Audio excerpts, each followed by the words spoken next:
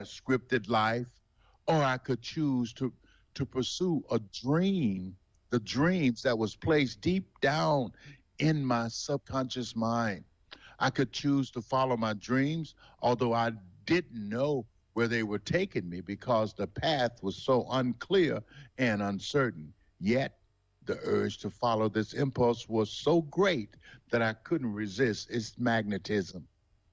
As this great urge tugged at my very soul, I became very, very, even more restless because I knew there was more to my life than what I saw with my eyes. I didn't have a clue where I was going or how to get there, but I knew I had to make this journey. Sometimes God wants to grow us in ways that takes us to a faith-stretching place. Have you ever been there to a faith-stretching place?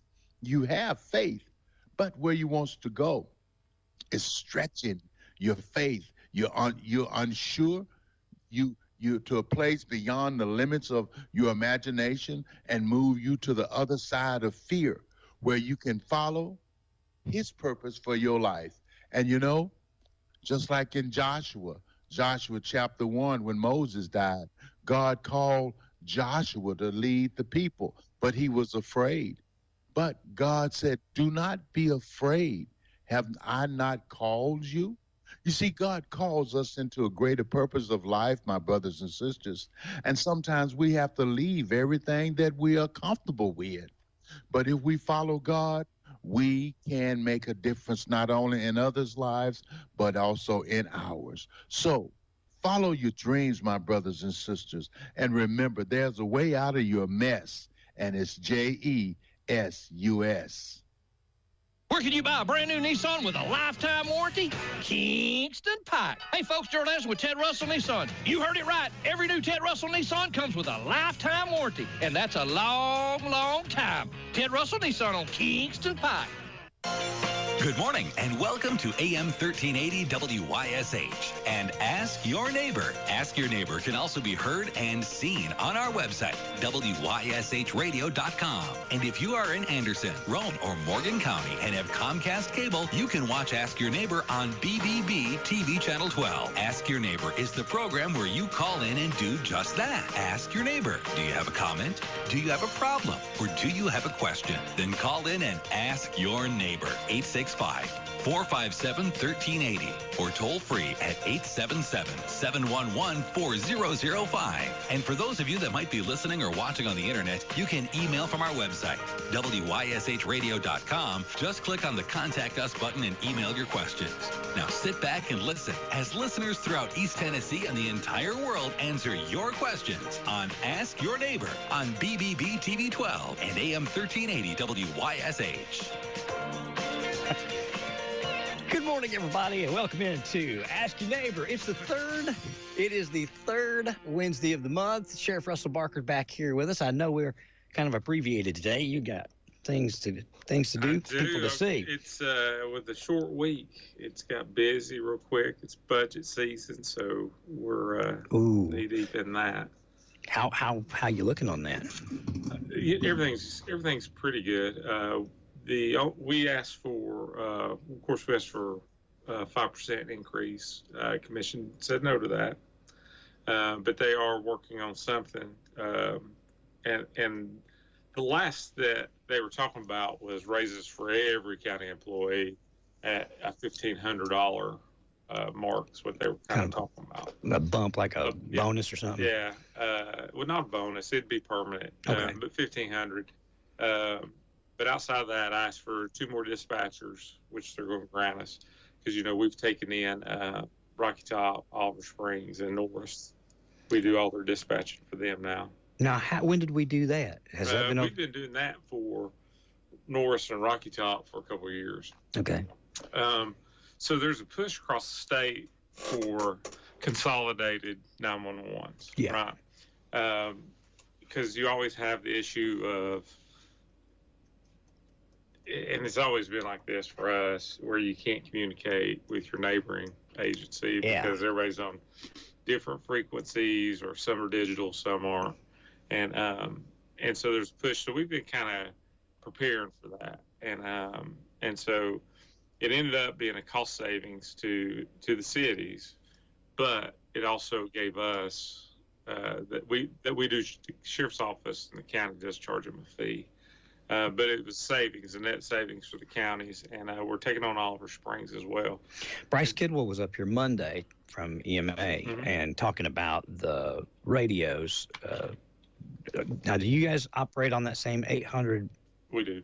Yeah. So everybody can talk to everybody when needed. Yes. That's good.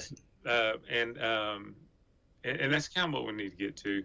So, I can't imagine in my lifetime that we'll see Clinton and Oak Ridge turn over to us, but we'll see. Part of the issue you run into there is, one, they're just well established, in their 911 system, and then as the sheriff, some of the problems we have is our pay versus, say, Oak Ridge's pay for dispatchers. That could be a little different. Gotcha. So it's not, it's not always plug and play. It's not always same on both sides. Yes. Okay. So that's interesting. What about now? It's been you wasn't here last month, so I didn't get to ask you about this. But we had a person show up at Rocky Top Police Department and report a body in a field, laying outside a car, and it was suspicious to say the least. No and kidding. It was just outside Rocky Top city limits, so it was our guys, and so. Just the way it bounced, we needed extra bodies. So I ran up there and actually got to interview the guy that found the body. Oh, okay. At first glance, it was, I thought, this is suspicious as can be. But we listened to his story, and he was very forthcoming. I mean, super forthcoming. It was a girlfriend of his, so to speak, right? And we were like, this ain't good. But he told us this, and I remember thinking as he told us, he said, she's been having carbon monoxide leaks in her car. And he said, it has to be that. And I'm like, I was like, yeah, sure, right. But would you believe the autopsy come back? That's what it was. That's exactly what it was. Oh, my Lord. She had a leak in her car that she was aware of, but she couldn't afford to get it fixed, basically. And that's awful. Yeah, it was accidental. Yeah, and can you roll down your windows? You would think. But wow. I don't know. I've always known that. I've heard of a number of people that go out in their garage on a winter night and they're cold and they start the car or fall asleep because of it, and that kills them. That didn't realize you could get a leak in it. And it was coming in the cab of the vehicle. Yeah. Wow. But yeah, absolutely. That's terrible.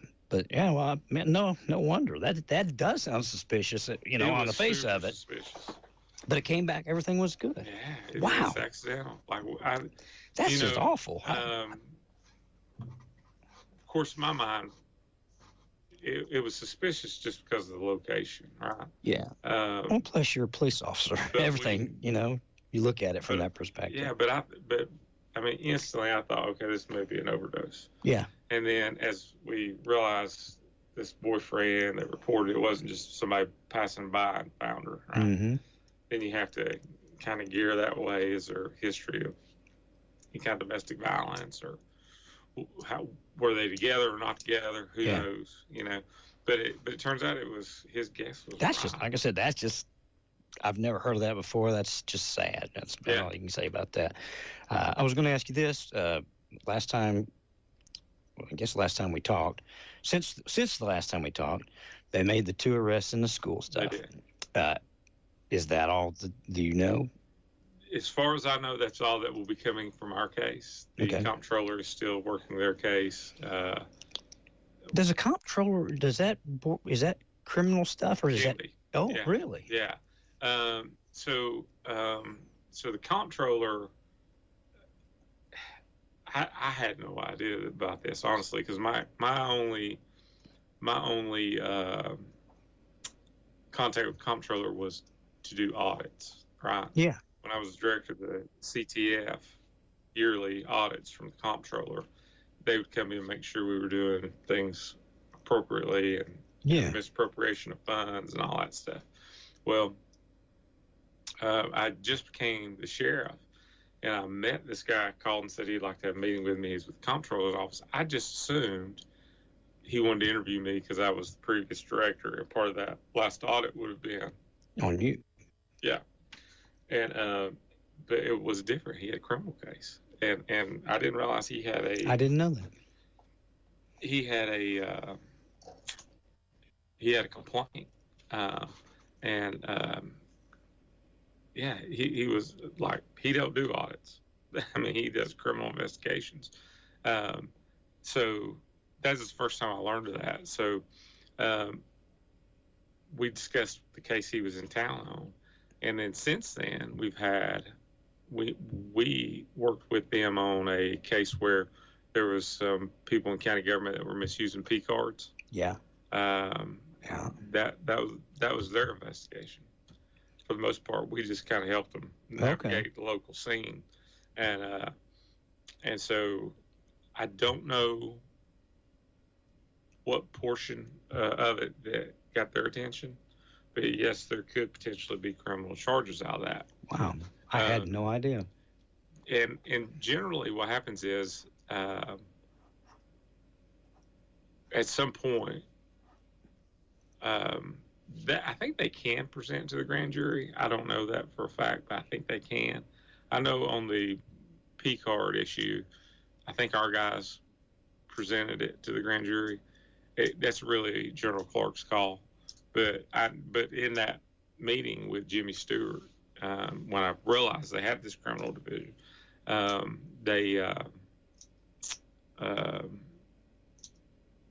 think that he said they do present it to the grand juries themselves if the DA sees fit. And well, I've learned something new today. I didn't know that. I mean, I knew they could come in, but I didn't realize that they had that authority. Yeah, they do. Absolutely. That's crazy.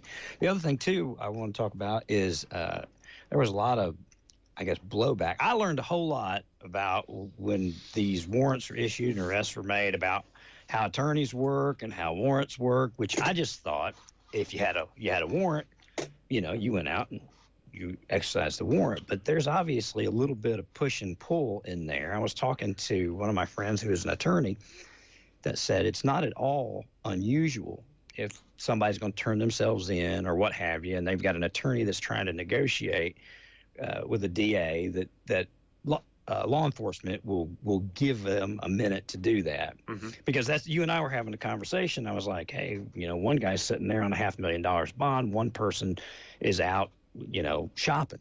Right. And both of them have warrants. And I didn't understand that. You were trying to explain, I guess, from the perspective of yours and Dave's, that, that's not all that unusual. Does that happen a lot with you guys? Very rarely. Okay. So most people don't get counsel on the front end. They get it after they've been arrested. Gotcha. Vast majority of people do that. But in cases where, like, this one, for example, this was a long time in the making. Yeah. And everybody had ample time to get counsel. From a criminal investigation standpoint, that's one of our problems we have when people get counsel on the front end, right? Mm-hmm. As law enforcement, we're required to deal with their attorney, not them anymore. Really? Yeah, 100%. That's the whole Miranda. You have the right to remain silent. Yeah. Yeah, you have the right to an attorney. Do you work through the attorney for the arrest? Not always. Okay. Not always. For example, I think Ron has stolen money from wherever. And I reach out to you and say, hey, Ron, we got a case. I think you may have some information. I want you to come down and see me. And you go, yeah, I've got an attorney. Have your attorney call me. Attorney ain't going to call me. Oh. I can call and leave messages for the attorney, right? Mm-hmm. Some will return your call, some won't. Wow. Right. But at that point, I can still engage you, but I can't question you because you've told me you're represented by counsel.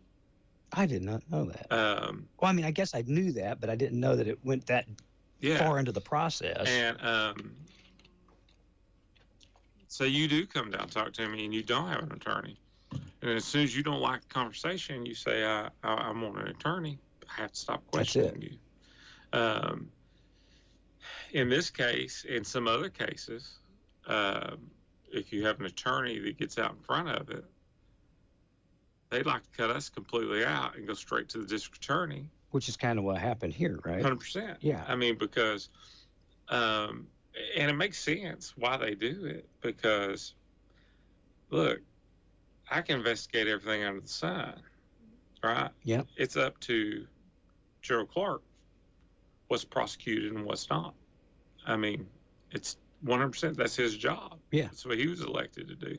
So, and there is tons of meetings and legal wranglings and lots of Latin terms I don't know the meaning of, right? Yeah.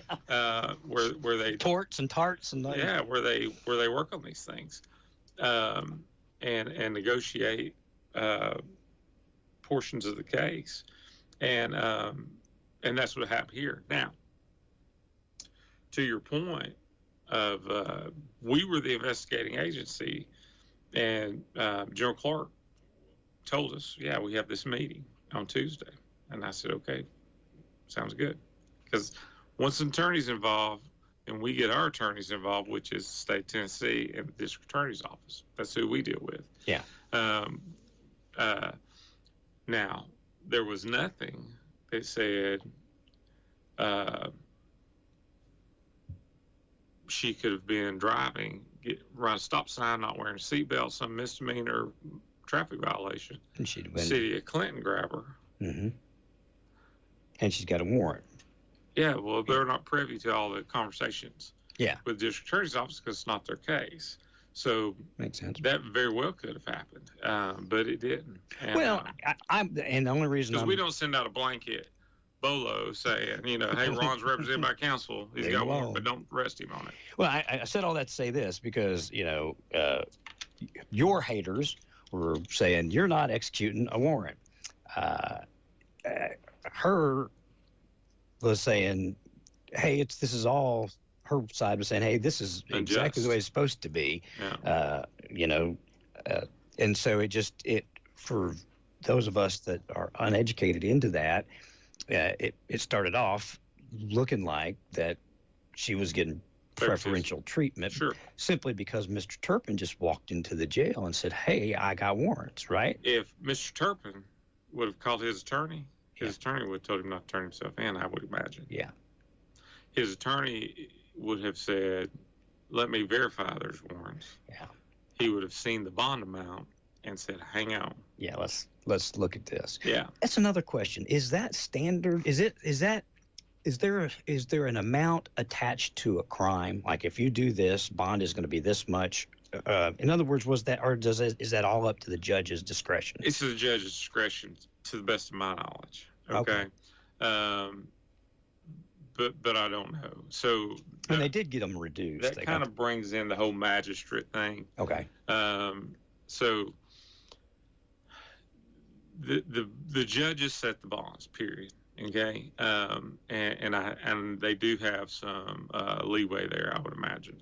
I don't know if there's a schedule saying, $1,000 to $50,000. I have no clue on that.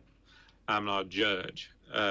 But what I do know historically, what we've done in Anderson County, and there's been some question on whether it's constitutional, honestly, or maybe not constitutional, maybe that's the wrong word. But we used to operate off this bond schedule, right? Mm-hmm. And what it would be is you get arrested on a Friday for whatever the crime is, and it wasn't all crimes. It was misdemeanors and Gotcha. maybe an felony. I don't know, but basically, you weren't going to be arraigned until Monday. So you had the weekend in jail. So you either sit in the weekend on jail, or you just agree to this bond schedule, right? Mm-hmm. They give you the option to do that, and most people did. But there was always a lot of discussion on whether that could really, if that was the proper way to be doing it, because you do have a right to be arraigned and bond be set. Just, I think that was a perfect storm because Mr. Turpin turned himself in, and there was such a large bond. General public was like, "What kind of crime is this?" 100%. You know what I mean? People were sending me. I've quit reading social media, but people were sending me screenshots talking about that, and I can see absolutely the concern. There was a lot of influence too from various chat groups that people were sending to me, where they were talking about some issue in Blount County, a teacher who got arrested over there for something else. And they were comparing his bond to Turpin's. Yes. So I get that. However, I mean, it's two separate cases and two separate legal systems. Apples and oranges, different things. And again, like I said, the only reason I went back to talk about it is because as I went through the process and talking to you and talking to everybody that would talk to me about it, some of my friends that are attorneys, it was more. I mean, things like that just don't happen. People just don't usually, especially when they got counsel, walk in and. I don't. Of course, I don't. I haven't spoken to Mr. Turpin ever. No. Right? I don't know. Yeah. Well, I don't. I learned about it. I don't know. I've talked. Some people say he didn't even really know for sure. He just heard there might be and went down to check in. So, anyway, and then now that just goes to court, or they'll settle or whatever they're going to do, right? Right. It's in criminal court. Out of your hands in the state. Let me think. Probably sessions, but they may waive it over. So who knows? And so I'm jumping back to budget. You asked for 5%. Mm-hmm. Commission said no, and then now the budget committee trying to bring something back to you to look at? No, they're going to tell us what they're going to do. Look, it was disappointing. I would like to see our guys get 5%. However, what would that have been in dollars? Was that about $1 million? It'd be less than that, I think. Okay. I'd have to go back and look. Because somebody told me sheriff's asking for another $1 million. I didn't hear that. Well, so what we got is 2 new positions for dispatch. Yeah. And then we had they granted that for us, and we have contract increases. Oh yeah. So I mean, cost of business just goes up. Inflation affects you too. The good news is our tier 2 designation. That's generating a lot of help for us. It's a lot of hoops for us to jump through, but we're getting per inmate, state inmate, which is roughly half our population. And so, like for example, the jail has needed a new roof, and we just took bids on that. Okay. And, but that money is, if not all, going to be covered by money we've generated through our board bill. It is, or it is not? It is. Really? Yeah. We bring in a couple $1 million every year from our board bill, housing state inmates. I got a feeling that the roofs are pretty expensive for something that big. Yeah, it's huge. Yeah, it'll be a lot of money. Wow. So, so we're doing that, and we're cutting where we can. I mean, we just simply are. The county's in a pretty good financial position right now. We are. The commission's doing a really good job of managing our assets and our money. There's a lot a lot of things going on. Of course, the tax appraisal. So this is always a really strange year too when you get new tax appraisals because you have to figure out how that's going to work. So we will see what happens. Yeah, they won't even set the rate till probably later this month, will they? The state will set the rate. Yeah. So we really don't know where we're at. So it's tough for everybody. I mean, to navigate this and kind of guess where we're going to land. But commission was really good to us. When do we set our budget? Is it July? Yeah, July 1st is the new budget. So there's a special called meeting this coming Monday where the budget should pass, and we'll know for sure.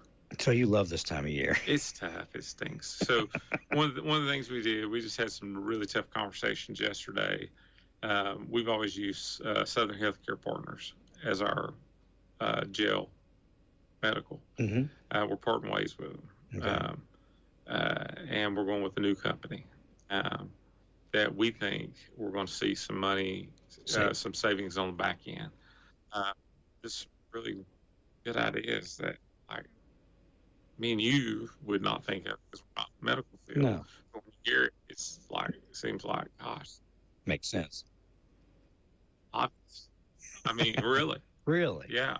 And then we've been doing this thing too, and we believe that we found another savings. We're going to go back to running our own kitchen instead of contracting that out. Okay. We think we get it. This is crazy. Well, it has to be a little bit of a savings. If my chief's listening, Chief Allen, I could be wrong on this, but I think we're about to get our per cost meal down to 70, 80 cents a meal. Oh, that's by running it ourselves. And we even checked with the schools to see if we could piggyback off them, their food. Yeah. But we've found a cheaper way. So we're even cheaper than the schools. Yeah. Well, that's good. I mean, it's those kind of things you kind of have to do, though, right? I mean, that's 100%. The administrative part of being the sheriff. Yeah. All the paperwork and all of that. We need to make sure that we just need to make sure we're getting the best bang for our buck. Yeah. Period. I agree. Particularly in this day and age where pay is such an issue.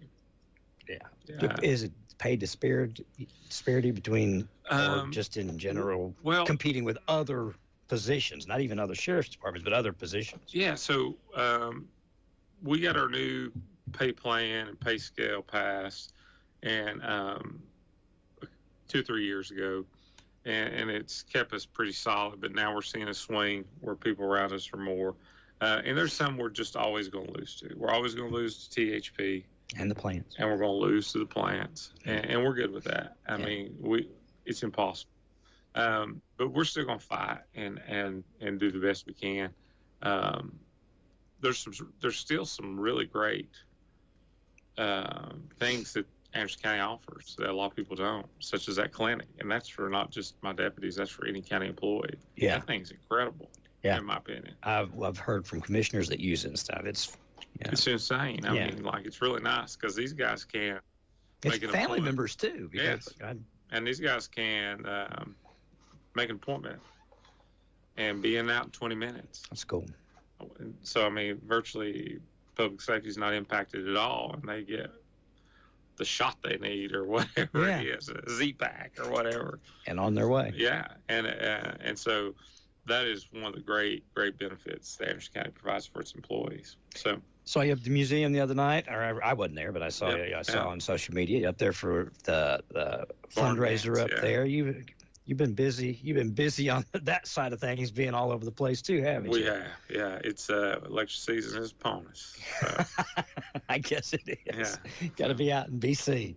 Yeah. Shaking hands. Yeah. Well, anything else that's going on? We want to talk about? You want to comment on anything going on nationally? Here we are. No, I have nothing nationally. The only thing is you had reached out to me about Norris and that 287G. Yeah.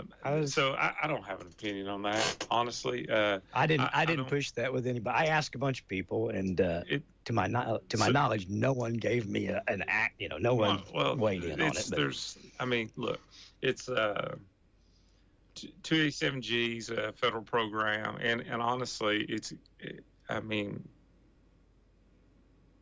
for whatever was the driving force behind that Norris, I don't know, but this thing is really geared towards sheriffs and large municipalities. You know, Detroit's, Miami's, things like that. Working with ICE? Yeah. Got it. So the jail is a natural fit because when people get arrested, they come to jail, and only sheriffs have jails.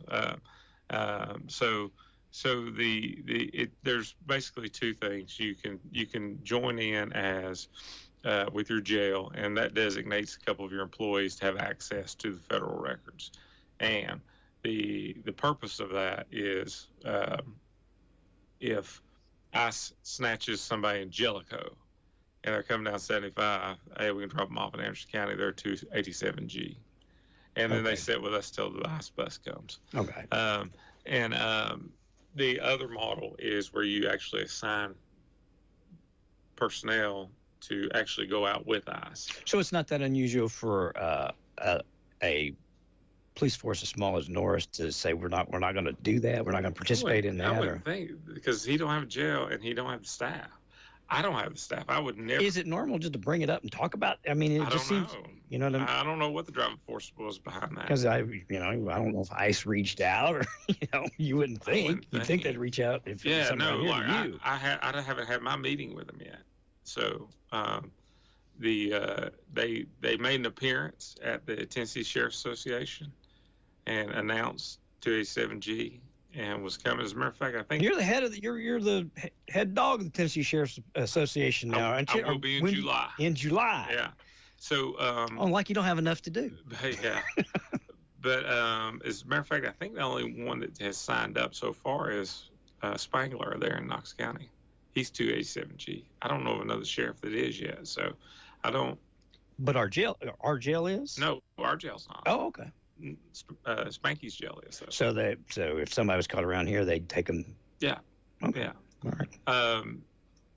Honestly, I don't know of another sheriff's. Yeah. In Tennessee, anyway. In your opinion, is it something? I mean, what's the good? What's the bit? Are there benefits or not? Or no? There's liabilities?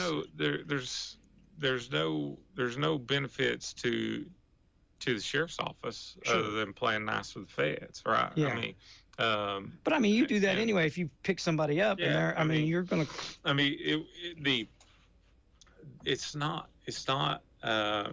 Listen, before 287G, we were still getting people who were illegally in our jail. Yeah. So it's really, to me, it's a nothing burger for the most part, because I mean it's just coordinating better.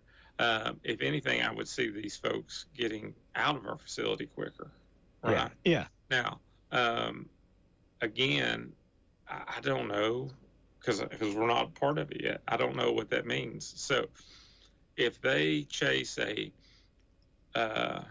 MS-13 gangbanger down that they're really wanting, who's doing human trafficking, and they drop him off in Anderson County because we're 287G, right? Yeah. All right. So they're going to come get that guy. I don't know what that means to the guy that got a PI in Oak Ridge. And we find out he's illegal when we check him into the jail. So when the ICE bus comes, are they going to grab both? I don't know. I don't have that answer yet because I've not talked to them. And they make that decision. I would imagine, yeah. And honestly, I mean, I don't know. It's funny you say that because they brought that guy back from wherever they took him, Venezuela or wherever, and brought him back. They're trying him here in the state of Tennessee. The one supposed MS-13 gang member that they pulled over a while back that had people in the car, human trafficking. Yeah. They are trying him here in this state, aren't they? I think so. Yeah, it's pretty cool. Pretty crazy. But yeah, so, I mean, everybody got worked up about that. I got probably 4 phone calls from the public. Yeah, somebody said, "Hey, did you know this?" I looked at it and I was like, "No, I had absolutely no idea." But and on the face with everything going on, you know what I mean? It just seemed like it was. The difference between the two models too, I do know this: if you designate your jail 287G, there's an 8-hour training that you have to go through, and I'm sure it's just learning how to log in and into their system. I think they do provide you with a secure computer that is only for 287G stuff, and only certain designated personnel can be in there. The other model, there's a 3 or 4 week training that task force officer would have to go to. But honestly, it's not needed. Well, I'm not saying it's not needed. I'm just saying we ain't gonna do that. Yeah. Because like currently, I only have one slotted task force officer, and that's with the United States Marshals. I don't do it with FBI. I don't do it with the DEA. I like my partnership with the Marshals, and I got one guy that I send to them, and they, of course, are a tremendous partner to be with. Sure. So, in essence, it doesn't affect positively or negatively anything that you're doing. Not to me. I mean, as far as liability goes, it's no more liability than if they come in without 287G. Yeah. I mean, I still got to feed them. They still may get in a fight. Yeah. So it doesn't change anything. Not to me. But again, I've not met with them. So well, true, but I mean, but if I guess the anxiousness was when you come out and make a statement about it as a municipality, we're not going to do this. It had the, you know what I mean? That, I'm shooting from the hip, it was probably a reaction to some national issue. That's kind of what what everybody thought, but it kind of tied it to the temperature that people made now. Anderson County is, I mean, City of Oak Ridge, City of Norris are both more left-leaning than our other areas, right? Yeah. So I can see 287G is a big deal to them. I mean, but it's not gonna have a consequence if you pick somebody up in the county and they're still gonna come to the county jail, and if they're illegal, you're still gonna notify ICE, and ICE does whatever they do. Yeah, that's pretty much the way that it works, right? Yeah, okay. Yeah. You've told me that before. That's my knowledge. I mean, you told me that, and so when I read it, when I looked at it, I didn't understand it. One, why we need it, or what it was. It was like an acknowledgement, or it was a resolution saying they supported it. Is that what it was? The resolution? That they didn't. They didn't, but they took it off the agenda. I think that it got put on there to do it, and then somebody said no, they didn't do it, and then they pulled it off. Okay. It was a whole lot of. I thought the resolution was saying they were in support of it. Might have been, and then they pulled it off because they said they were not in support of it, and then took a lot of the citizens came. Yeah. So anyway, that said, that was one. I just didn't understand it a whole lot. I didn't see the necessity of it. That's why when I sent it to you, I sent it to a number of people, and everybody was polite enough to respond. Hey, let me see, but I never got any more information back out of it. So I thought, if it's nothing burger to you, it's nothing burger to me. I just let it set and cook. Yeah, I'm sure I'll be having my meeting soon with the ICE, but again, yeah. I can't imagine it changes business. And of course, ultimately, if what they're asking of us is too much or it's not good for Anderson County, I won't do it. Maybe my perception is wrong, but I perceive that not as many people are getting arrested. Or is it slowed down, or is that? Oh, it's up. Is it? Yeah. We were at 380 yesterday. Oh. And we have 434. Okay. So maybe I just not been checking enough. I don't know. Yeah. I kind of got out of the habit of looking at the intake. No, it feels like it's up to me. Okay. Our numbers say it's up. So, yeah, 380 is up. We were running around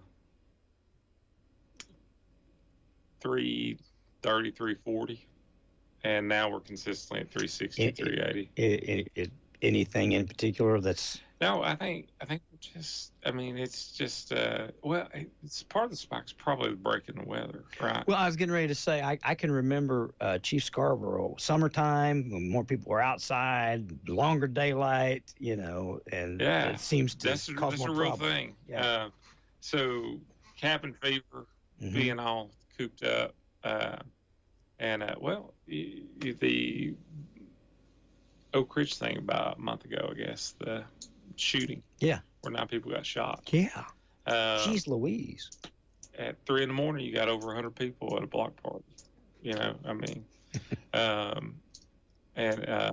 Oak Ridge is busy right now. I've been in communication with Chief Smith, THP. They just had the No Kings protest.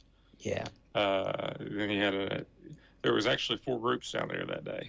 I was talking to somebody that was down there, and what they told me was different from what I've read. I saw in the Oak Ridge where they said thousands of people. I was told 400. The person I talked to estimated it to be 300 or 400 people, but the Oak Ridger said thousands, and I've seen 2 or 3 references say that. And it was 4 groups, all there for different reasons. Oh. Loosely related, but and they stayed separated and just did their thing.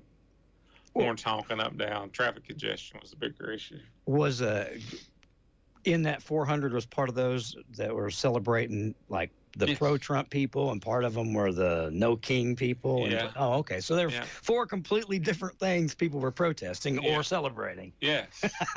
Okay.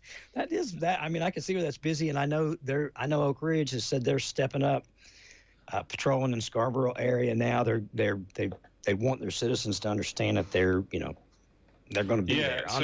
So they have issued some permits for Juneteenth.